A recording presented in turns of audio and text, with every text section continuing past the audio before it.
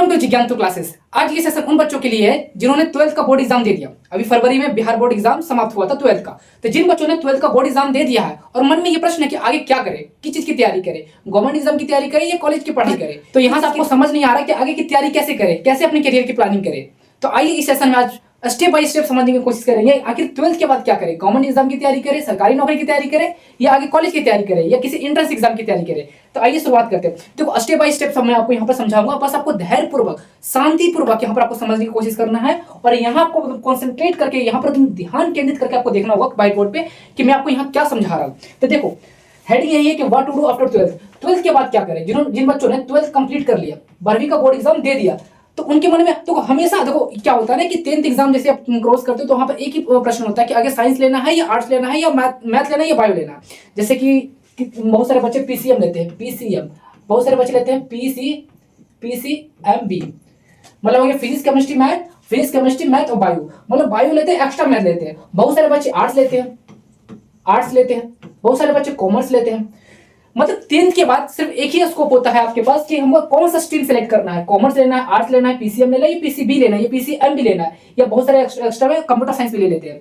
तो एक लेकिन जैसे ही 12th कंप्लीट करते हो तो मन में बहुत सारे विचार आने लगते हैं कि आगे किस तरह की तैयारी करना है, कंपटीशन की तैयारी करना है या आगे मतलब किसी गवर्नमेंट एग्जाम की तैयारी करना है, एंट्रेंस एग्जाम की तैयारी करना है, किसी प्रोफेशनल डिग्री को लेना है। देखो 12th के बाद ना हर एक बच्चों के मन में एक डाउट होता है कि आगे की करियर की प्लानिंग कैसे करें, गवर्नमेंट एग्जाम की तैयारी करना है, सरकारी नौकरी की तैयारी करना है या किसी कॉलेज या यूनिवर्सिटी के लिए एंट्रेंस एग्जाम की तैयारी करना है। तो आज जितने भी मन में डाउट उत्पन्न हो रहे हैं, जितने भी मन में आज डाउट है, इस सेशन के माध्यम से सारे डाउट क्लियर हो जाएंगे। बस आपको क्या करना है, कॉन्सेंट्रेट होकर के ध्यानपूर्वक आपको यहाँ देखना और समझने की कोशिश करना है कि हमें 12th के बाद कैसा डिसीजन लेना है, किस और जाना है। यहाँ से लोड्स ऑफ वैरायटी आपको देखने को मिलेगा, बहुत सारे ऑप्शन देखने को मिलेगा कि 10th के बाद ना आपके पास बहुत लिमिटेड आपके पास ऑप्शन होता है, केवल आप स्ट्रीम सेलेक्ट कर सकते हो। या बहुत सारे बच्चे क्या करते हैं ना, जैसे कि 10th के बाद आप 12th के साथ साथ पैरेलल आईटीआई कर लेते हैं, बहुत सारे बच्चे पॉलिटेक्निक की तैयारी कर लेते हैं, एनडीए की तैयारी कर लेते हैं। बहुत कम ऑप्शन आपके पास, लिमिटेड सोर्स होता है आपके पास। लेकिन जैसे ही 12th आप कंप्लीट करते हो आपके पास ऑप्शन बहुत सारे हो जाते हैं। तो आइए समझने की कोशिश करते हैं, स्टेप बाय स्टेप समझने की कोशिश करेंगे कि आखिर 12th के बाद क्या करें। तो देखो हेडिंग लगाना है 12th। बहुत सारे बच्चे पीसीएम वाले होंगे, पीसीबी वाले होंगे, पीसीएमबी वाले होंगे, इसके अलावा आर्ट्स वाले बच्चे होंगे, कॉमर्स वाले बच्चे होंगे। तो देखो 12th के पास आपके पास दो ऑप्शन, पहला ऑप्शन कि कॉलेज की तैयारी करें, है ना, कॉलेज की तैयारी करें, मतलब कॉलेज में जाना है, स्टडी करना है। सेकंड ऑप्शन है गवर्नमेंट एग्जाम की तैयारी करें, गवर्नमेंट मतलब सरकारी नौकरी की तैयारी करना है। तो आपके पास दो ऑप्शन है, दो डायरेक्शन है। पहला डायरेक्शन है आप कॉलेज की तैयारी कर सकते हो, कॉलेज यूनिवर्सिटी जा सकते हो, है ना, बीए बीएससी बीकॉम जो भी करना है कॉलेज जा सकते हो। सेकंड ऑप्शन है सरकारी नौकरी की तैयारी कर सकते हो। स्टेप बाय स्टेप मैं आपको समझाने वाला हूं। पहले देखेंगे कॉलेज की तैयारी कैसे करें, कैसे कॉलेज में एडमिशन ले, एंट्रेंस एग्जाम क्रैक करें, उसके बाद कॉलेज में एडमिशन लेना, उसके बाद आगे की तैयारी करना है। उसके बाद हम समझेंगे कि गवर्नमेंट एग्जाम सरकारी नौकरी की तैयारी कौन से करें, 12th के बाद कौन से वैकेंसी होते हैं, किस फॉर्म को हम भर सकते हैं, किस एग्जाम को हम तैयारी कर सकते हैं, किस एग्जाम को हम क्रैक कर सकते हैं 12th के बाद। बहुत सारे ऐसे एग्जाम होते हैं जो आप 12th के बाद दे सकते हो, बहुत सारे ऐसे एग्जाम होंगे जो ग्रेजुएशन के बाद होंगे, बीए बीएससी बीकॉम करने के बाद ही एग्जाम दोगे। तो आइए समझने की कोशिश करेंगे। पहले देखेंगे कि कॉलेज की अगर आगे कॉलेज की पढ़ाई करनी है तो किस कॉलेज में एडमिशन ले, कौन सा कोर्स करे, कौन सा स्ट्रीम सेलेक्ट करे। उसके बाद हम देखेंगे गवर्नमेंट एग्जाम की तैयारी। तो आइए हेडिंग लगाओ कॉलेज, है ना। हेडिंग आपको सिर्फ देखना है, नोट नहीं करना, देखना है कि आगे कॉलेज की तैयारी करना है। तो पहले आपके पास ऑप्शन है, जैसे अपने साइंस वाले हैं, मैथ वाले हैं, बायो वाले हैं, एंड आर्ट्स वाले हैं, एंड कॉमर्स वाले हैं। तो देखो समझने की कोशिश करना, कॉलेज यहां से आपको कॉलेज डिसाइड हो रहा है। यहां भी आपको बहुत सारे ऑप्शन देखने को मिलेगा, बहुत सारे। आपको नॉर्मल ग्रेजुएशन करना है, जैसे बीए बीएससी बीकॉम करना है आपको, तो पहला बीए करना है, नॉर्मल ग्रेजुएशन। अब देखो हर एक ग्रेजुएशन 4 साल का होता है, याद रखना, 4 ईयर, 4 साल का। मतलब क्या बीए करो, बीएससी करो, बीकॉम करो या बीएससी नर्सिंग करो, कुछ भी करो, आप 4 साल का ग्रेजुएशन होगा। तो आप 12th के बाद कॉलेज की पढ़ाई करना है तो आप बीए कर सकते हो। साइंस वाले बच्चे बीएससी कर सकते हैं, इसका फुल फॉर्म होता है bachelor of arts, bachelor of science. जिन बच्चों ने बायो ले रखा है ना, मैथ ले रखा है, तो आप बीएससी कर सकते हो, बीएससी मैथमेटिक्स कर सकते हो, बीएससी फिजिक्स कर सकते हो, केमिस्ट्री कर सकते हो, बायोलॉजी कर सकते हो, जूलॉजी कर सकते हो, बॉटनी कर सकते हो। इसके अलावा केमिस्ट्री कर सकते हो। बीए हो गया, जैसे बीए हिस्ट्री हो गया, फिलोसफी हो गया, साइकोलॉजी हो गया, होम साइंस हो गया, इसके अलावा म्यूजिक हो गया।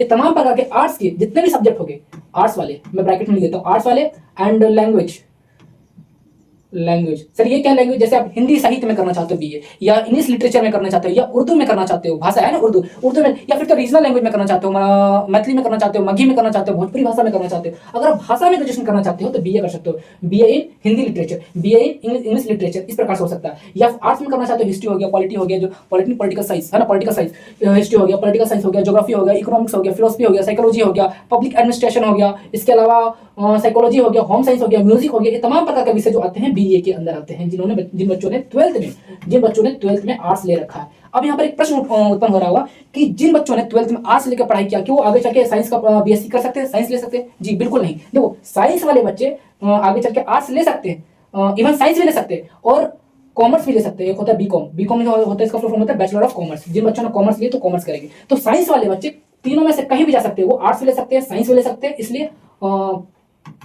साइंस वाले बच्चे आर्ट्स तो ले ही सकते हैं, आर्ट्स भी ले सकते हैं, साइंस भी ले सकते हैं, और कॉमर्स भी ले सकते हैं। मतलब साइंस वाले बच्चे ऑलराउंडर होते हैं, कहीं भी जा सकते हैं, मतलब कोई सा स्ट्रीम और सब्जेक्ट सेलेक्ट कर सकते हैं। लेकिन जो आर्ट्स वाले बच्चे हैं वो केवल आर्ट्स ही लेंगे। लेकिन जो कॉमर्स वाले बच्चे हैं वो कॉमर्स भी कर सकते हैं और आर्ट्स, जैसे कि जिन बच्चों ने ट्वेल्थ में कॉमर्स लिया, लेकिन अब उनका मतलब प्लान बदले कि मुझे आगे कॉमर्स नहीं लेना, समझ नहीं आता कॉमर्स, अकाउंटिंग समझ नहीं आता, मुझे आगे चल के आर्ट्स लेना है या कोई लैंग्वेज का कोई सब्जेक्ट लेना है, तो कॉमर्स वाले बच्चे बीए कर सकते हैं। मतलब बीए ऑलराउंडर कोई भी बीए ले सकता है, कॉमर्स वाले भी ले सकता है, साइंस वाले भी ले सकता है, और आर्ट्स वाले तो ऑफकोर्स ले ही सकते हैं। तो साइंस वाले सभी जगह जा सकते हैं, कॉमर्स वाले बीए कर सकते हैं, कॉमर्स कर सकते हैं। लेकिन जो आर्ट्स ले रखे हैं वो केवल बीए ही कर सकते हैं। बहुत सारे ऐसे कॉलेज यूनिवर्सिटी है जो आर्ट्स वाले कॉमर्स भी ले सकते हैं। जैसे जिन बच्चों ने ट्वेल्थ में आर्ट्स लेकर पढ़ाई किया है ना, आर्ट्स लेकर पढ़ाई किया, वो आगे चल के कॉमर्स की पढ़ाई करना चाहते हैं, तो बहुत सारे ऐसे कॉलेज है जहां कॉमर्स आप ले सकते हैं। लेकिन बहुत सारे ऐसे कॉलेज है, यूनिवर्सिटी है, जो आप आर्ट्स लिए तो केवल आर्ट्स ही ले सकते, कॉमर्स आगे ले नहीं सकते। तो कॉमर्स वाले कॉमर्स, तो पता कर लेना कि आपके जो क्षेत्र में जो यूनिवर्सिटी है, जो कॉलेज है, कि आर्ट्स लेने के बाद, आर्ट्स ट्वेल्थ में आर्ट्स लेने के बाद क्या वो बच्चे कॉमर्स ले सकते हैं? साइंस तो बिल्कुल नहीं लेंगे। किसी भी यूनिवर्सिटी में, किसी भी कॉलेज में आप एडमिशन करवा लो, साइंस आपको नहीं मिलेगा यदि आपने ट्वेल्थ में आर्ट्स लिया तो। लेकिन हाँ, अगर आर्ट्स लिया, कॉमर्स लेना चाहते हो, तो बहुत सारे ऐसे कॉलेज है जो कॉमर्स आपको मिल सकता है, कॉलेज दे सकता है आपको कॉमर्स। तो ये हो गया normal graduation. Normal graduation state, जो आपके राज्य में होता है। लेकिन आपको सेंट्रल यूनिवर्सिटी चाहिए, सेंट्रल यूनिवर्सिटी चाहिए। सेंट्रल यूनिवर्सिटी क्या हो गया? जैसे में जेएनयू हो गया, जेएनयू हो गया, बीएचयू हो गया, डीयू हो गया, एयू हो गया। मतलब Jawaharlal Nehru university, Banaras Hindu university, Delhi university, Allahabad university, जो देश के जो टॉप 10 यूनिवर्सिटी है, जो सेंट्रल यूनिवर्सिटी है, अगर उस यूनिवर्सिटी में, उस कॉलेज में आपको एडमिशन लेना है, उस कॉलेज से, सेंट्रल यूनिवर्सिटी से, मतलब भारत के टॉप 10 यूनिवर्सिटी से ग्रेजुएशन करना चाहते हो, बीए करना चाहते हो, बीएससी करना चाहते हो, बीकॉम करना चाहते हो, तो आपको एक एंट्रेंस एग्जाम निकालना होगा सेंट्रल यूनिवर्सिटी के लिए, जिसका नाम है CUET। इसका फुल फॉर्म क्या होता है? Common university entrance test. Common university entrance test, आपको CUET का पेपर निकालना होगा जब आप 12th पास आउट करते हो। अगर आपको भारत के टॉप 10 यूनिवर्सिटी से, मतलब सेंट्रल यूनिवर्सिटी से आपको ग्रेजुएशन करना है, जैसे बीएससी करना है या बीकॉम करना है या बीए करना है, कहां से करना है? जेएनयू से, बीएचयू से, डीयू से, एयू से करना है। टॉप 10 यूनिवर्सिटी से, सेंट्रल यूनिवर्सिटी से आपको ग्रेजुएशन करना है, तो आपको एक एंट्रेंस एग्जाम निकालना होगा, कॉमन यूनिवर्सिटी एंट्रेंस टेस्ट निकालना होगा। लेकिन आप सेंट्रल यूनिवर्सिटी से नहीं करना चाहते, कोई भी एंट्रेंस एग्जाम नहीं दे सकते, तो अपने राज्य के, अपने स्टेट की जो नॉर्मल यूनिवर्सिटी है, जो नॉर्मल कॉलेज है, आप बीए, बीएससी, बीकॉम कर सकते हो। ये हो गया नॉर्मल ग्रेजुएशन। अब बात करते हैं बीए भी 4 साल का, बीएससी भी 4 साल का, बीकॉम भी 4 साल का। अब बात करते हैं, तो नॉर्मल ग्रेजुएशन हो गया। अब बात करते हैं हम जिन बच्चों ने साइंस ले रखा, साइंस वाले मैंने बता दिया ना, जो बच्चे साइंस ले रखे हैं, साइंस वाले भी बता दिया, जैसे बीएससी हो गया। तो आप फिजिक्स लेना चाहते हो, केमिस्ट्री लेना चाहते हो, या बायो लेना चाहते हो, जूलॉजी, बॉटनी लेना चाहते हो, केमिस्ट्री लेना, सारे इसमें चलेंगे। साइंस वाले, कॉमर्स वाले बच्चे कॉमर्स में चले जाएंगे। इसके अलावा बहुत सारे, इसके अलावा और भी सब्जेक्ट होता है। इसके अलावा आप इंजीनियरिंग में जाना चाहते हो, है ना, मेडिकल में जाना चाहते हो, तो इंजीनियरिंग के लिए क्या ऑप्शन है? आप आईआईटी की तैयारी कर सकते हो, आईआईटी, एनआईटी, बीटेक हो गया। ये हो गया 4 साल वाले। इसके अलावा आप डिप्लोमा भी कर सकते हो, ऐसा नहीं है कि आप डिप्लोमा 4 साल वाला डिप्लोमा भी कर सकते हो, डिप्लोमा भी कर सकते हो। ये छोटे स्तर पर आप आईटीआई भी कर सकते हो। खैर आईटीआई तो खैर वो 12th लेवल को चलेगा ना, आईटीआई को साइड कर देते हैं। तो आईआईटी कर सकते हो, एनआईटी कर सकते हो, बीटेक कर सकते हो, डिप्लोमा कर सकते हो। तो आईआईटी में एडमिशन लेने के लिए तो डायरेक्ट एडमिशन होगा नहीं, उसके लिए आपको क्या करना होगा? आईआईटी जेई मेंस आपको निकालना होगा, उसके बाद एडवांस निकालना होगा, 2 पेपर निकालने होंगे एडवांस। अगर रैंक अच्छा आता है तो आपको आईआईटी मिलेगा, अगर रैंक थोड़ा सा कम आता है तो एनआईटी मिलेगा, उसके बाद बीटेक मिलेगा। अब रही बात डिप्लोमा की, तो डिप्लोमा देखो जनरली प्राइवेट, हालांकि देखो पॉलिटेक्निक, हर एक स्टेट गवर्नमेंट पॉलिटेक्निक का इंट्रेंस एग्जाम निकालती है। अगर उस पॉलिटेक्निक इंट्रेंस एग्जाम में आप अच्छा रैंक ले आते हो, उस एग्जाम को क्रैक कर लेते हो, तो आपको मिलेगा गवर्नमेंट कॉलेज, सरकारी कॉलेज मिलेगा, मेरे हैंडराइटिंग को इग्नोर करना, देखो मेरी हैंडराइटिंग ऐसी है।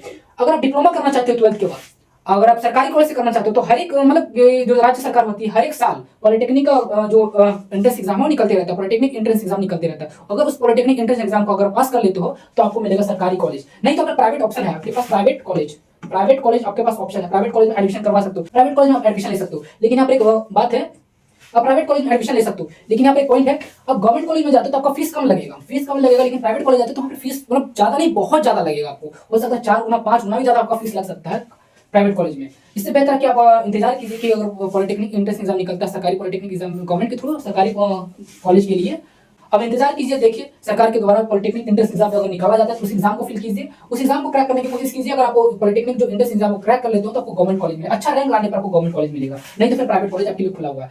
रही बात आईआईटी और एनआईटी के लिए, ये दोनों संस्थानों के लिए अगर आईआईटी से अगर ग्रेजुएशन करना है, एनआईटी से ग्रेजुएशन करना है, तो आपको हर हाल में आईआईटी जी मेंस निकालना होगा, एडवांस निकालना होगा, तभी जाकर आईआईटी एनआईटी में एडमिशन मिलेगा। बीटेक में वही हाल है, लेकिन बहुत सारे प्राइवेट ऐसे कॉलेज है जहाँ पे बीटेक में डायरेक्ट में एडमिशन आपको मिल जाएगा। लेकिन वही बात उत्पन्न यहाँ पर हो रहा है कि अगर आप प्राइवेट यूनिवर्सिटी या कॉलेज से अगर एडमिशन करवाते हो या बीटेक करते हो तो आपको फीस ज्यादा लगने वाला, प्राइवेट से करने में आपको फीस ज्यादा लगेगा। लेकिन वही गवर्नमेंट अगर आप आईआईटी जीएमएस के थ्रू जाते हो तो आपको बीटेक में एडमिशन करवाने के बाद आपको गवर्नमेंट अगर कॉलेज मिल जाता है तो फीस कम लगेगा, लेकिन प्राइवेट में जाओगे तो फीस ज्यादा लगेगा। फीस ज्यादा लगने का मतलब 4 से 5 गुना ज्यादा फीस लगेगा। ये हो गया इंजीनियरिंग के लिए। अगर आप डिप्लोमा करना चाहते हो तो देखो डिप्लोमा 3 साल के लिए होता है, लेकिन ये सब चाह रहे हैं जो बीटेक हो गया, एनआईटी आईआईटी हो गया, ये सब 4 साल के लिए। तो डिप्लोमा प्राइवेट कॉलेज से कर सकते हो, आराम से इजीली कर सकते हो, आराम से एडमिशन हो जाता है, इसमें फीस ज्यादा नहीं लगती। लेकिन बीटेक 4 साल का होता है, प्राइवेट कॉलेज आपको मिल सकता है, आप दे सकते हो प्राइवेट कॉलेज, वो 4 साल का होता है बीटेक।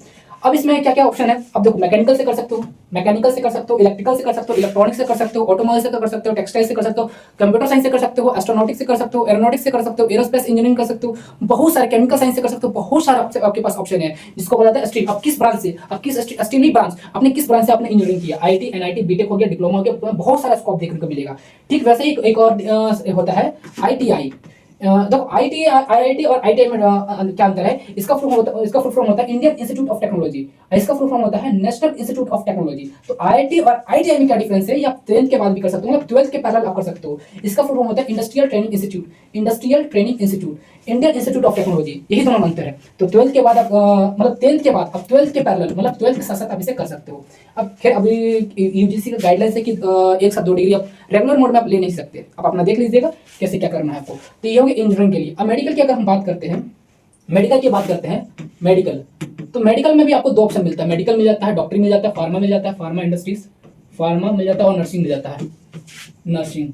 तो देखो नर्सिंग के लिए तो एएनएम हो गया, एएनएम, जीएनएम, या फिर हो गया बीएससी नर्सिंग।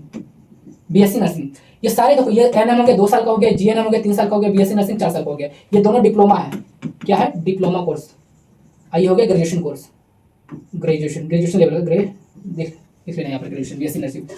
फार्मा में क्या कर सकते हो आप, डी फार्मा कर सकते हो, डिप्लोमा इन फार्मा। ये तो आपको इससे पता चल रहा है डी फार्मा वाला डिप्लोमा इन फार्मा। एक होता है बी फार्मा, इसका फुल फॉर्म होता है बैचलर इन फार्मा। मतलब कि अगर आप बैचलर डिग्री लेना चाहते हो, 4 साल का होता है, ये होता है 3 साल का, सॉरी ये डी फार्मा होता है 2 साल का, इसके अलावा और भी बहुत सारे कोर्स होता है जो डिप्लोमा स्तर पर होता है, डिप्लोमा स्तर पर होता है, जो बहुत सारे होते हैं। जैसे ओटीटी हो गया, ऑपरेशन थिएटर टेक्नीशियन हो गया, है ना, और ओटीटी हो गया ऑपरेशन थिएटर टेक्नीशियन। मतलब कि डॉक्टर के साथ जो थिएटर में जो ऑपरेशन थिएटर में जो लोग लगे रहते हैं डॉक्टर के साथ असिस्टेंट के तौर पे, उन्हें बोला जाता है ऑपरेशन थिएटर टेक्नीशियन। इसके अलावा डिप्लोमा कोर्स हो गया एएनएम हो गया, इसका फुल फॉर्म होता है ऑक्सिलरी नर्स मिडवाइफ। इसका क्या फुल फॉर्म हो गया, ऑक्सिलरी नर्स मिडवाइफ। और जीएनएम हो गया जनरल नर्सिंग एंड मिडवाइफ। ये भी मतलब एक प्रकार से नर्सिंग कोर्स है, 2 साल का 3 साल का कोर्स है, डिप्लोमा कोर्स को कहा जाता है। और एक 4 साल का ग्रेजुएशन जिसको बीएससी नर्सिंग कहा जाता है। तो एक हो गया फार्मा। अगर आप मेडिकल शॉप खोलना चाहते हो, दवा खाना खोलना चाहते हो, तो डी फार्मा कर लो, 2 साल का होता है, आपको लाइसेंस मिल जाएगा। ग्रामीण क्षेत्र में आप एक दवा खाना खोल सकते हो, लेकिन आप नगर निगम में शहरी क्षेत्र में अगर दवा खाना खोलना चाहते हो तो आपको बी फार्मा ही करना होगा। आपको डी फार्मा से काम नहीं चलने वाला। बहुत सारी ऐसी दवाइयां होती है जो ग्रामीण क्षेत्र में जो काम आते हैं, जो ग्रामीण क्षेत्र में छोटे मोटे दवाइयां जो होती है, तो आपको लाइसेंस मिल जाएगा। डी फार्मा कर लो, 2 साल का कोर्स होता है, डी फार्मा कर लो, ग्रामीण क्षेत्र में लाइसेंस मिल जाएगा, आप दवा खाना खोल सकते हो। लेकिन शहरी क्षेत्र में आपको दवा खाना खोलना, मेडिकल शॉप खोलना है, तो बी फार्मा ही करना होगा आपको। अब बात करते हैं मेडिकल की। अगर आपको डॉक्टरी करना है तो एमबीबीएस कर सकते हो, बीडीएस कर सकते हो, बीएएमएस। इसके अलावा और भी बहुत सारे कोर्स होते हैं, लेकिन यहाँ पर प्रश्न खड़ा हो रहा है कि डायरेक्ट एमबीबीएस कर सकते हैं क्या, डायरेक्ट बीडीएस कर सकते हैं। अब यहाँ पर एक प्रश्न खड़ा, हाँ कर सकते हो एमबीबीएस डायरेक्ट कर सकते हो, एडमिशन ले सकते हो, लेकिन वही प्राइवेट कॉलेज मिलेगा आपको, प्राइवेट कॉलेज मिलेगा। बीडीएस में भी प्राइवेट कॉलेज मिलेगा, bachelor of dental surgery, bachelor of dental surgery, और एमबीबीएस का फुल फॉर्म होता है bachelor of medicine and bachelor of surgery.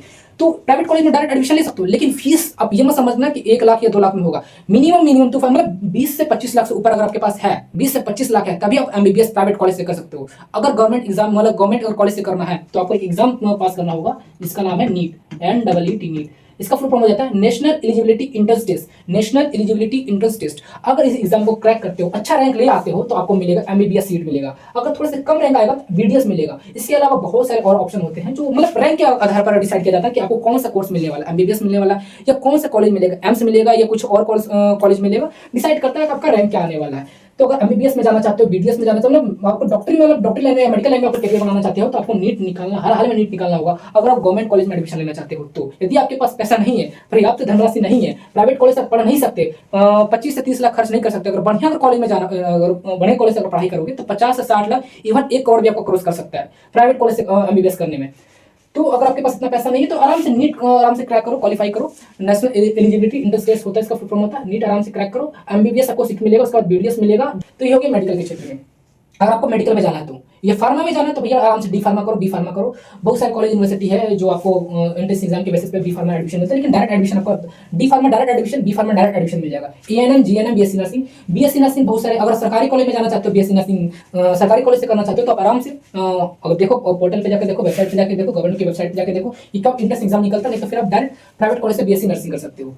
तो ये हो गया मेडिकल के क्षेत्र में। फार्मा मतलब अगर आपको दवा खाना खोलना है, मेडिकल शॉप खोलना है तो फार्मा इंडस्ट्रीज में जा सकते हो। नर्सिंग में आप जा सकते हो, एएनएम, जीएनएम, बीएससी नर्सिंग कर सकते हो। मेडिकल में जाना है, एमबीबीएस कर सकते हो, बीडीएस कर सकते हो, बीएमएस कर सकते हो, और भी बहुत सारे कोर्स है। लेकिन नीट क्वालिफाई करना होगा यदि आपको गवर्नमेंट कॉलेज चाहिए। एम्स में करना है, एम्स से अगर एमबीबीएस करना है तो नीट क्वालिफाई करना ही होगा। तो इंजीनियरिंग हो गया, मेडिकल हो गया, फार्मा हो गया, नर्सिंग हो गया। अब बात करते हैं, बहुत सारे बच्चे हैं आगे चल के बिजनेसमैन बनना चाहते हैं। क्या बनना चाहते हैं? बिजनेसमैन बनना चाहते हैं, ये एंटरप्रेन्योर बनना चाहते हैं। देखो एंटरप्रेन्योर का स्पेलिंग होता है प्रीन्योर, ENTREPRENEUR, एंटरप्रेन्योर है ना, बहुत मतलब उठपटांग मीनिंग है एंटरप्रेन्योर। अगर आप उद्यमी बनना चाहते हो, इसका हिंदी होता है उद्यमी, है ना। बिजनेसमैन बनना चाहते हो, आगे चल के बिजनेस करना चाहते हो, तो 12th में आपने शायद कॉमर्स लिया होगा। अगर पहले से डिसाइड है कि आपको बिजनेसमैन ही बनना है तो कंफर्म आप 12th में आपने कॉमर्स लिया होगा। चलो कोई बात नहीं, कॉमर्स नहीं लिया लेकिन आर्ट्स लिया आपने, आर्ट्स लिया लेकिन आपने ये डिसीजन बना लिया कि आपको आगे बिजनेसमैन बनना है ना, बिजनेस करना। तो सबसे पहले कोर्स आता है नॉर्मल कोर्स, बीकॉम करना है। अगर भारत के टॉप 10 यूनिवर्सिटी से करना है तो इसके लिए CUT है ना, CUET, common university entrance test, common university entrance test आपको क्रैक करना होगा। तो CUT का पेपर आपको पास करना होगा, कॉमन यूनिवर्सिटी एंट्रेंस टेस्ट, तभी आपको टॉप 10 कॉलेज मिलेगा।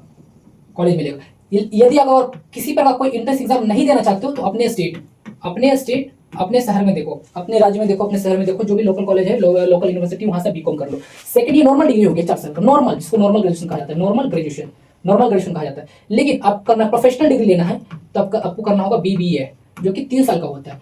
इसका फुल फॉर्म होता है बैचलर ऑफ बिजनेस एडमिनिस्ट्रेटिव। अगर आपको बिजनेस के फील्ड में ही जाना है, बिजनेस रिलेटेड आपको स्टडी करना है तो BBA कर सकते हो। ये आपको प्राइवेट कॉलेज मिलेगा, प्राइवेट कॉलेज से आप BBA कर सकते हो। आगे चल के आप MBA कर सकते हो। देखो MBA इससे ज्यादा पॉपुलर MBA पॉपुलर है, मतलब BBA जो बैचलर लेवल की जो डिग्री है उससे ज्यादा कई गुना ज्यादा पॉपुलर है MBA। बहुत आपने सुना होगा ना कि फलाने व्यक्ति ने MBA किया है, MBA करके भी वो बेरोजगार है या कहीं जॉब नहीं मिल रही। तो ये बहुत सारे अपने मीम्स अपने देखा होगा। तो अगर आपको बिजनेस के फील्ड में एंटरप्रेन्योर बनना है या स्टार्टअप करना है तो BBA कर सकते हो, उसके बाद MBA कर सकते हो। ये 3 साल का कोर्स होता है, उसके बाद MBA 2 साल का कोर्स होता है। ये MBA हो गया PG लेवल कोर्स, इसको साइड कर दो, केवल BBA के देखो, BBA bachelor of business administrative. इसके अलावा और सेकंड क्या ऑप्शन होता है? बस यही तो ऑप्शन है, बीकॉम कर सकते हो, BBA कर सकते हो। आगे देखते हैं, आपको लॉयर बनना है। लॉयर क्या बनना है? लॉयर बनना है भैया, एडवोकेट बनना है। ये यही आगे चल के क्या बनते हैं? जज बनते हैं, मतलब जुडिशरी में अपना कैरियर बनाना चाहते हैं। देखो शासन या सरकार के 3 स्तंभ होते हैं, 3 पिलर होते हैं। देखो सरकार के 3 अंग होते हैं, आप लोग जानते होंगे। अगर आपने आर्ट्स लेकर पढ़ाई किया तो आपको पता ही होगा कि सरकार के 3 अंग होते हैं। हालांकि 10th में आपने SST तो पढ़ाई होगा, सोशल साइंस तो पढ़ाई होगा। सरकार के 3 अंग होते हैं, लेजिस्लेटिव, एक्जीक्यूटिव एंड जुडिशरी, विधायिका, कार्यपालिका और न्यायपालिका। ये सरकार के 3 अंग होते हैं। लेकिन आपको कहाँ जाना है? जुडिशरी में जाना है, न्यायपालिका में जाना है, तो आपको जज बनना होगा। मतलब क्या बनना होगा? जज बनना होगा। सिविल जज हो गया या सेशन कोर्ट की जज हो गया, अनेक प्रकार के होते हैं। तो लॉयर हो गया, एडवोकेट हो गया, आगे चल के जज बनते हैं। तो लॉयर बनने के लिए, एडवोकेट बनने के लिए क्या करना होगा? तो सब जानते हैं, लॉ करना होगा, मतलब LLB करना होगा। लेकिन यहाँ पर प्रश्न खड़ा होता है, क्या 12th के बाद ट्वेल्थ के बाद अगर आपने ट्वेल्थ में आर्ट्स लिया, साइंस लिया, कॉमर्स लिया, मतलब कुछ भी आपने लिया, ऐसे कोई मतलब नहीं है, आप ले सकते हो। बहुत सारे जगह आपको साइंस मांगा जाता है, लेकिन देखो कोई जरूरी नहीं है, आर्ट्स भी है, कॉमर्स भी है, तब आगे चल के एलएलबी कर सकते हो। लेकिन प्रश्न यहीं पर खड़ा हो रहा है कि ट्वेल्थ के बाद डायरेक्ट एलएलबी कर सकते हैं, तो ऑप्शन है जी नहीं, क्योंकि एलएलबी 3 साल का होता है, 3 ईयर प्रोग्राम है, बिल्कुल नहीं। तो आपको क्या करना होगा, आपको लॉ ही करना होगा, लेकिन आपको आपको करना होगा बी एल एल बी। क्या करना होगा, B L L B, B L L B, B L L B करना होगा। बैचलर मतलब बीए के साथ साथ इसके पैरेलल करना होगा। ये 5 साल का डिग्री होता है, 5 साल का। डायरेक्ट एलएलबी ट्वेल्थ के बाद आप नहीं कर सकते, कोई ऑप्शन नहीं है आपके पास। आप क्या, आपको क्या करना होगा, बी एलएलबी। देखो मैंने खुद किया एलएलबी किया, तो मैं अपना व्यक्तिगत अगर आपको ओपिनियन देता हूँ, मतलब व्यक्तिगत अगर राय, मतलब बहुत बढ़िया ओपिनियन देता हूँ, व्यक्तिगत राय देता हूँ। अगर आपको लॉ में कैरियर बनाना है, किसमें बनाना है, लॉ में कैरियर बनाना है, अगर आपको कंफर्म आप समझ लिया कि आपने मुझे ट्वेल्थ के बाद लॉयर ही बनना है, एडवोकेट ही बनना है, वकील ही बनना है, अधिवक्ता ही बनना है, और आगे चल के जज बनना है, तो आपको लॉ करना होगा ट्वेल्थ के बाद। तो आपको ट्वेल्थ के बाद एलएलबी कर नहीं सकते, डायरेक्ट क्या करना होगा आपको, आपको बी एलएलबी करना होगा। एलएलबी तो कर नहीं सकते, बी एलएलबी ही करना होगा। तो यहाँ पर मैं अपना पर्सनल ओपिनियन देता हूँ, व्यक्तिगत राय देता हूँ कि बीएलएलबी किस तरीके से करना है। तो देखो बीए में आपको सब्जेक्ट सेलेक्ट करना होगा, बीए। बीए में बैचलर ऑफ आर्ट्स में आपको जरूरी नहीं है बीएलएलबी कर सकते हो, आप बीबीए बीबीए एलएलबी भी कर सकते हो। मतलब बिजनेस, जो मैंने आपको बताया था, business of business, bachelor of business administrative, तो बीबीए के साथ एलएलबी कर सकते हो, बीकॉम के साथ भी कर सकते हो, या बीएससी के साथ। बहुत सारे कॉलेज बीएससी के साथ, मतलब आपको बीएससी के साथ एलएलबी कर सकते हो, बीकॉम के साथ एलएलबी कर सकते हो, बीबीए के साथ एलएलबी कर सकते हो, या बीए एलएलबी कर सकते हो। तो आपके पास बहुत, मतलब ग्रेजुएशन के साथ ही साथ होगा। इसको बोला जाता है इंटीग्रेटेड कोर्स, जो 5 साल का होने वाला है, 5 साल का एलएलबी। अगर आपने ग्रेजुएशन कंप्लीट कर लिया, तो आपके बाद उसके बाद आपको 3 साल का एलएलबी करना होगा। देखो अगर आपने मन में डिसीजन ले ही लिया कि हमको लॉयर ही बनना है, एडवोकेट ही बनना है, जज ही आगे चल के बनना है, मतलब वकील बनना है, अधिवक्ता बनना है, और आगे चल के जज बनना है, तो कंफर्म आपने मतलब माइंड में सेट कर लिया कि आपको हमको आगे चल के लॉयर बनना है, एडवोकेट बनना है, तो आप क्यों 3 साल का एलएलबी करोगे? पहले ग्रेजुएशन करो, उसके बाद एलएलबी करो। ग्रेजुएशन करने में कितना साल लगेगा? 4 साल लगेगा। आप बीए नॉर्मल बीए भी करते हो, बीएससी भी करते हो, तो 4 साल लगेगा। उसके बाद एलएलबी करोगे तो 3 साल लगेगा। टोटल कितने हो गए? 4 और 3 7 साल। 7 साल आपको समय जाने वाला है। 4 साल ग्रेजुएशन में लगाओगे, 3 साल एलएलबी में लगाओगे, 4 3 7 साल। इससे बेहतर है कि आप आराम से बीए एलएलबी कर लो, सेम वैल्यू जितना, मतलब एलएलबी के बाद ही लॉयर बन, एलएलबी के बाद आप लॉयर बन सकते हो, ठीक उसी प्रकार बीए एलएलबी के बाद भी आप, यहाँ पे देखो ट्रिपल एल हो गया, हाँ, एलएलबी के बाद भी आप अधिवक्ता बन सकते हो, वकील बन सकते हो। उसी प्रकार बीए एलएलबी के बाद भी आप अधिवक्ता वकील बन सकते हो। तो हम 4 साल ग्रेजुएशन करेंगे, 3 साल एलएलबी करेंगे, 4 3 7 साल, टोटल 7 साल लगने वाले। इससे बेहतर है कि बीए एलएलबी कर लो, 5 साल में आपका कंप्लीट हो जाएगा, और आपके पास 2 साल बच जाएंगे। तो आपको क्या करना है, वन में डिसीजन बना लिया कि मुझे लॉयर ही बनना है, एडवोकेट ही बनना है, आगे जज ही बनना है, तो आपको क्या करना है, बीए एलएलबी करना है। तो अगर यदि आप बीए एलएलबी कर रहे हो, तो मेरा एक पर्सनल ओपिनियन है, क्योंकि मैंने भी एलएलबी किया, तो मेरा पर्सनल ओपिनियन है, व्यक्तिगत राय है कि आप बीएलएलबी करो, 2 साल का बच जाएगा, आगे चल के अधिवक्ता 2 साल प्रैक्टिस कर लोगे, क्या दिक्कत है? आगे चल के 2 साल प्रैक्टिस कर लोगे, अनुभव हो जाएगा आपके पास। जरूरी नहीं कि बीएलएलबी कर सकते हो, बीबीएलएलबी कर सकते हो, बीकॉम भी एलएलबी कर सकते हो, बीएससी एलएलबी भी कर सकते हो। लेकिन मेरा व्यक्तिगत राय है, पर्सनल ओपिनियन मैं आपको दे रहा हूं कि अगर आप बीएलएलबी कर रहे हो, बीबीएलएलबी हटा दो, बीकॉम एलएलबी हटा दो, बीएससी एलएलबी हटा दो, अगर आपको एलएलबी करना है, लॉ में करियर बनाना है, तब बीएलएलबी करो। अब बीए में कौन सा सब्जेक्ट रखो? पॉलिटिकल साइंस, पॉलिटिकल साइंस रखो, और सेकंड सब्जेक्ट रखो हिस्ट्री।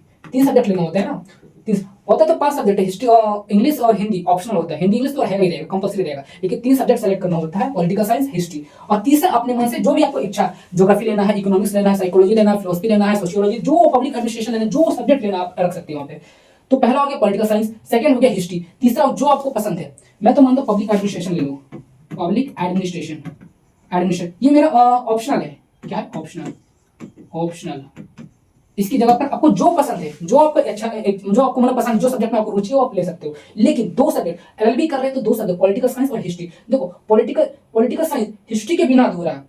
पॉलिटिकल साइंस पर अगर मजबूती बनानी है, पकड़ बनानी है, तो हिस्ट्री आपको पढ़ना ही पढ़ना होगा, हर हाल में पढ़ना होगा। लॉ में अगर आप अच्छा उस्ताद बनना चाहते हो, अच्छे वकील बनना चाहते हो, अधिवक्ता बनना चाहते हो, तो आपको इतिहास पर पकड़ तो होना ही होना चाहिए। तो कहने का मतलब ये हो गया कि अगर आप लॉ में करियर बना रहे हो, तो बीएलएलबी करो आराम से, पॉलिटिकल साइंस बीए में पॉलिटिकल साइंस रखो, हिस्ट्री रखो, और तीसरे नंबर में जो आपको रुचि है, आर्ट्स सब्जेक्ट में, जो आर्ट्स वाले स्ट्रीम में जो भी सब्जेक्ट में रुचि है वो आप रख लो। मेरा मानना है तो पॉलिटिकल साइंस रख लो, हिस्ट्री रख लो, और थर्ड रख लो पब्लिक एडमिनिस्ट्रेशन। तो इस प्रकार से आप लॉ की डिग्री जब समाप्त होगा आपका, तो आप बनोगे लॉयर। जिसके पास लॉ की डिग्री है, इस बात को ध्यान रखना, जिस व्यक्ति के पास या जिस स्टूडेंट के पास लॉ की डिग्री है, चाहे वो एलएलबी हो या बीएलएलबी हो, 3 साल वाला एलएलबी हो या 5 साल वाला एलएलबी हो, हालांकि 3 साल बोलने में 3 साल है, लेकिन उस व्यक्ति ने 4 साल पहले ग्रेजुएशन किया, उसके बाद 3 साल एलएलबी किया, 7 साल लग गए। तो जिसके पास लॉ की डिग्री है, वो बन गया लॉयर। वो केस नहीं लड़ सकता, वो कोर्ट में रिप्रेजेंट नहीं कर सकता, वो अधिवक्ता नहीं है, वो वकील नहीं है, वो केवल कानून की जानकारी रखने वाला व्यक्ति है, कानून की जानकारी है उसके पास, वो एक लॉयर है।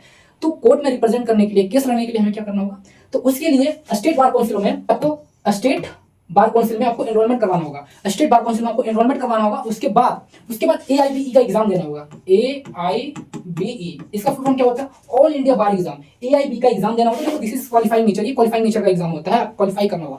AIB का एग्जाम अगर क्वालिफाई कर लेते हो, इसके बाद इंटरव्यू के लिए आपके पास कॉल आएगा। मतलब छोटा सा इंटरव्यू होता है, जो आपने सब्जेक्ट लिया, जो आपका LLB में जो आपका सब्जेक्ट था उसी से रिलेटेड क्वेश्चन पूछा जाएगा उसमें। इंटरव्यू छोटा सा इंटरव्यू होता है। तो पहला नंबर आपको लॉ का डिग्री कंप्लीट करना है तो बनोगे लॉयर, केवल लॉयर हो, एडवोकेट नहीं हुआ। एडवोकेट अपना नाम क्या है, एडवोकेट नहीं लगा सकते। गाड़ी या कहीं भी व्हीकल है आपके पास, उसमें स्टिकर नहीं लगा सकते, आप केवल एक लॉयर है। उसके लिए लॉयर से एडवोकेट बनने के लिए, मतलब केस लड़ने के लिए या कोर्ट में अपने आप को रिप्रेजेंट करने के लिए, उसके लिए स्टेट बार काउंसिल में आपको एनरोलमेंट करवाना होगा, AIBE का पेपर देना होगा। AIB का एक क्वालिफाइंग नेचर का पेपर होता है, क्वालिफाई कर जाते हो उसके बाद एक इंटरव्यू देना होगा। इंटरव्यू देने के बाद मतलब छोटा मोटा इंटरव्यू होता है, ज्यादा उसमें कुछ टफ होता नहीं है। जो आपने लॉ में, जो अपने LLB में जो पढ़ाई की है उससे कॉन्स्टिट्यूशन हो गया, लॉ हो गया, इससे सबसे रिलेटेड क्वेश्चन और पूछा जाएगा। तो AIB का एग्जाम देने के बाद, इंटरव्यू देने के बाद आपके पास BCI का एक लाइसेंस मिलेगा। बार काउंसिल ऑफ इंडिया के थ्रू आपको एक लाइसेंस मिलेगा, एक सर्टिफिकेट मिलेगा। उस लाइसेंस के तहत, हाँ उस लाइसेंस के तहत अपने आप को रिप्रेजेंट कर सकते हो कोर्ट में, तब जाकर के अपने क्लाइंट का अपने केस लड़ सकते हो, अपने क्लाइंट का केस लड़ सकते हो। तब बन जाओगे लॉयर से क्या बन जाओगे, एडवोकेट बन जाओगे। तब अपने नाम के आगे अधिवक्ता लगा सकते हो, वकील लिख सकते हो, अपने वकील साहब लगा सकते हो अपने नाम के बाद, है ना। नाम के आगे इंग्लिश एडवोकेट लिख सकते हो। तो यहाँ पर समझना होगा लॉयर एडवोकेट में क्या अंतर है। जिस व्यक्ति के पास लॉ की डिग्री है वो है लॉयर। जिस व्यक्ति ने AIB का पेपर दिया, क्वालिफाई कर गया, है ना, BCI से उसके पास लाइसेंस है, जिस व्यक्ति के पास लाइसेंस है वही एक एडवोकेट है, वही अपने आप को कोर्ट में रिप्रेजेंट कर सकता है, अपने क्लाइंट का केस लड़ सकता है। आई बात समझ में।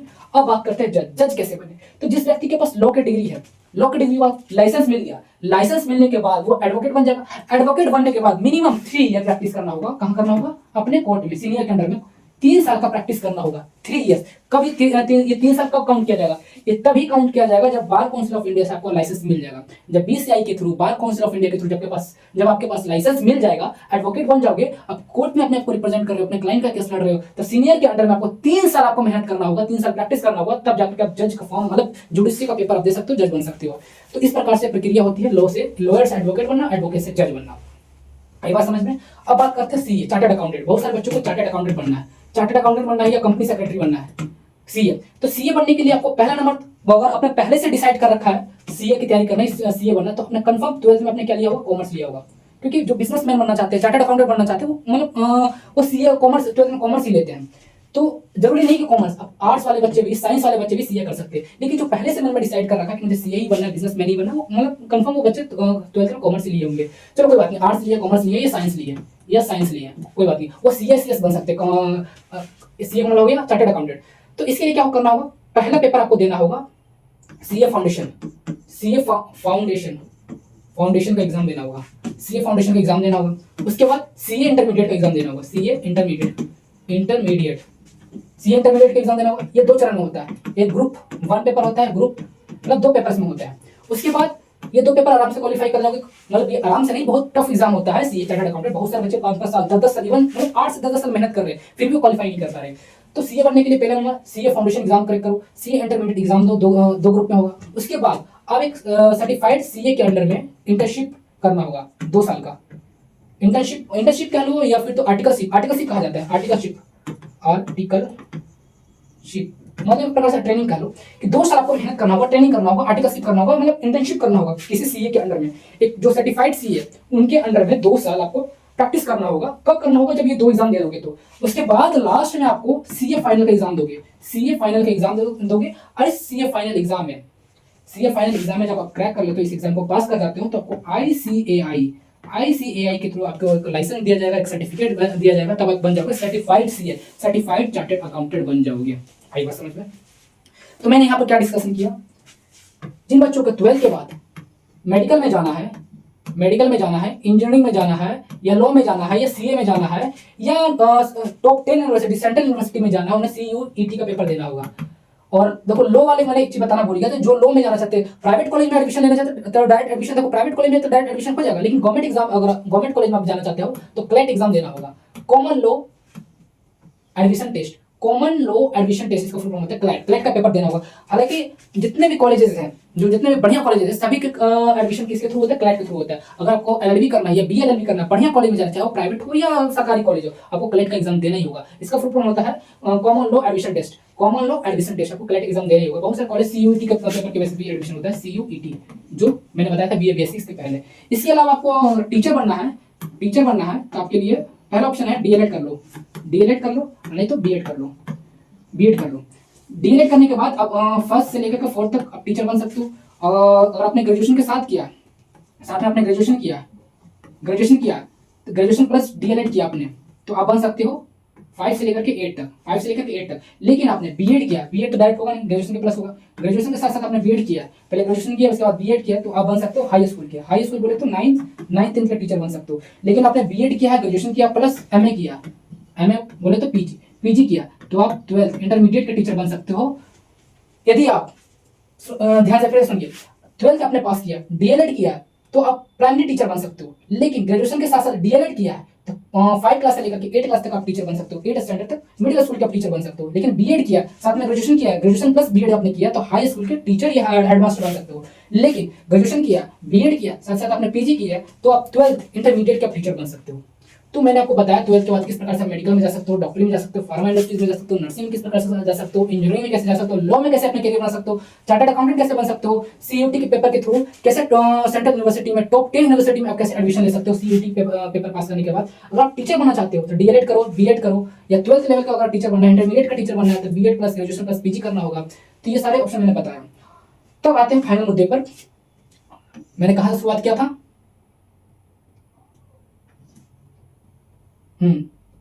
यहां से शुरुआत किया था। मैं आपको क्या बता रहा था कि 12th के बाद क्या करें, तो पहले कॉलेज की पढ़ाई। तो आई थिंक आपको समझ में आ गया होगा कि कॉलेज की पढ़ाई कैसे करनी है। अगर नॉर्मल ग्रेजुएशन करना है तो कैसे एडमिशन लेना है, डायरेक्ट एडमिशन हो जाएगा, जाइए अपने शहर में, अपने डिस्ट्रिक्ट में जाइए, एडमिशन आराम से हो जाएगा। लेकिन भारत के टॉप 10 यूनिवर्सिटी में आपको एडमिशन लेना है, बीए बीएससी बीकॉम करना है या बीएससी नर्सिंग करना है, तो आपको सीयूटी का पेपर पास करना होगा। लॉ में जाना है, चार्टर्ड अकाउंटेंट बनना है, टीचर बनना है, मेडिकल में जाना है, फार्मा में जाना है, नर्सिंग में जाना है, इंजीनियरिंग में जाना है, किस प्रकार से पेपर देना है, आईआईटी का पेपर कैसे देना है, आईआईटी के लिए एनआईटी के लिए क्या करना होगा, आईआईटी जीमेंस का पेपर देना होगा, एडवांस का पेपर देना होगा, रैंक के बेसिस पे आपको आईआईटी कॉलेज मिलेगा, फिर एनआईटी मिलेगा, उसके बाद बीटेक मिलेगा, बीटेक में डायरेक्ट एडमिशन ले सकते हो। रही बात फिर मैंने बताया मेडिकल में कैसे जाना है, एमबीबीएस में कैसे एडमिशन लेना है, तो नीट के through national eligibility index test होता है, तो नीट के थ्रू अच्छा रैंक आएगा तो आपको एम्स मिलेगा, एमबीबीएस मिलेगा, नहीं तो फिर आपको बीडीएस मिल सकता है और भी दूसरा कोर्स मिल सकता है आपको।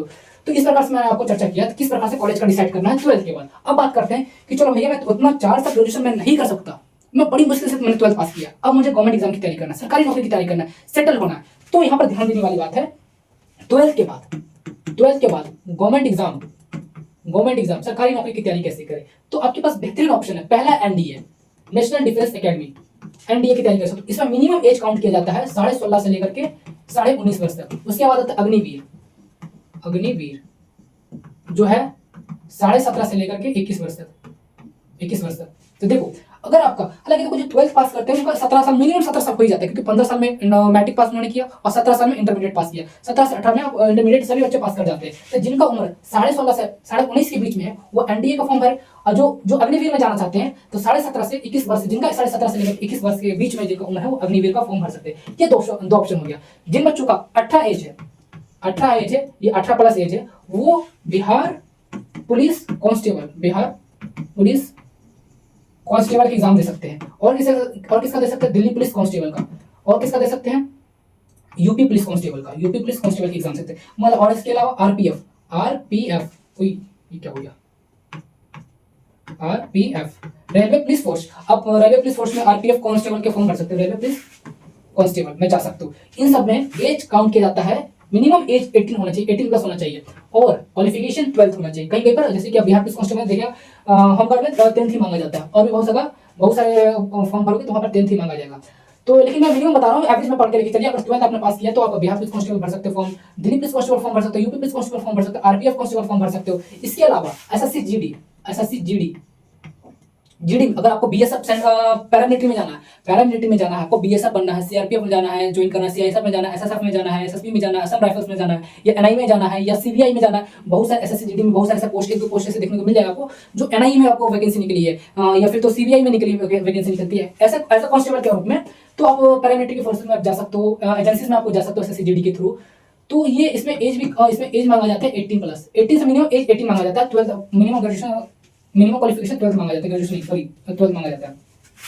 इसमें मिनिमम एज 18 मांगा जाता है, मतलब 18 साल में मांगा जाता है एसएससी जीडी के थ्रू, और क्वालिफिकेशन 12th मांगा जाता है, मतलब 12th पास हो। अगर आपका 18 साल है तो एसएससी जीडी का फॉर्म भर सकते हो, आप पैरामिलिट्री ज्वाइन कर सकते हो, बीएसएफ, सीआरपीएफ, सीआईएसएफ हो गया, असम राइफल हो गया, एसएसबी हो गया, आईटीबीपी हो गया, और एसएसएफ हो गया। इसके अलावा एनआईए हो गया, सीबीआई हो गया, और मतलब बहुत सारी ऐसी एजेंसीज है जो डायरेक्ट वैकेंसी निकालती है एज कांस्टेबल के रूप में, तो आप फॉर्म भर सकते हो।